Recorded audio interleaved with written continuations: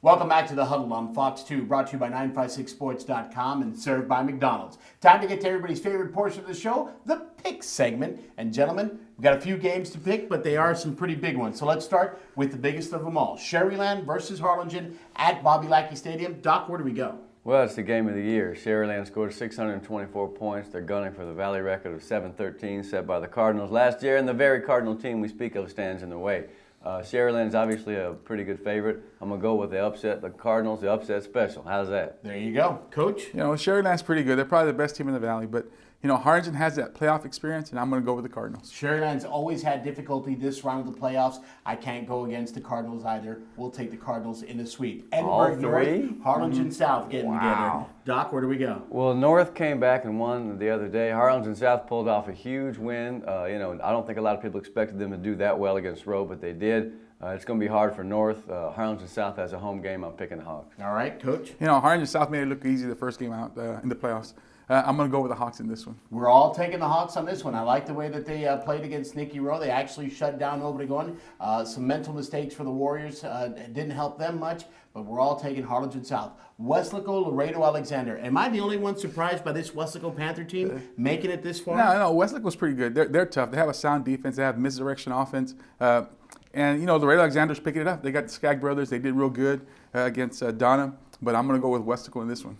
I hate to say it, but I'm going to take Alexander on this one. I think the Skaggs brothers are going to be that deciding factor. One brother put up 5 touchdowns by himself against Donna. I think Alexander had an average season. I think that was their big game. I think if Joe Diaz rushes the ball like he did, 2 long touchdowns, the Panthers should be okay. All right, we'll see if that works out. Brownsville Vets versus Del Rio. I actually had a player tell me on Thursday night at the community pep rally, you tell Coach Gene this victory's for him. They say they got room on the bandwagon for you if you want to jump on. Yeah, I jumped off the bandwagon last week against Weslaco East, right? Marco Munoz, their quarterback number 7. He's a small little kid, pretty good. He's a good athlete. I'm going to go with Brownsville Vets. I'm back on the bandwagon. Back on the Charger bandwagon, Doc? Well, Del Rio probably should have lost to Economides. They're a decent ball club. Did anybody notice that the kid who had those 2 interceptions for Brownsville Veterans was named Andrew Alvarado? Same name as the kid that used to play for Weslaco East. I found that to be quite ironic. That's a big win, man. Veterans going to keep it going. I'll take the Chargers as well. Ed Couch Elsa taking on Port Lavaca. Doc? PLC is one of the best teams in the state. Ed Couch has got a lot of weapons. If they want to avoid getting popped, they have to score early and often like they did with Isaias, that 73-yard touchdown run in the first quarter. They got to score a lot of points. I don't know if they can do it. All right. Ed Couch has a lot of weapons. They got Isaias Martinez, right? They got Miguel Mariscal. They have Mark Garcia, Diego Garcia, Isaac Martinez. They're loaded. But Port Lavaca's tough. But you know what? I'm going to go with the black and gold. And this time the black and gold is Ed Couch. Port Lavaca Calhoun has always stumped our Valley teams. I think they're going to do it again this time. I'll take Calhoun. Port Isabel, Sinton. They've got a lot of history together. I think this time PI gets them again like they did in '96. All right. I'm going to go with the Pirates here from Sinton. They're tough. All right. I'm taking the Tarpons on this one. I think that they're going to have some great success. Raymondville's Bearcats versus Orange Grove. Raymondville, they've come along pretty good this season. They're doing pretty good. Orange Grove, they've had some good games that were pretty tough, but I'm going to go with the Valley in this one. I'm going to go with Raymondville. Taking the Bearcats. Orange Grove is 10-1. Raymondville is peaking at the right time. Valladares, 303 yards rushing last week.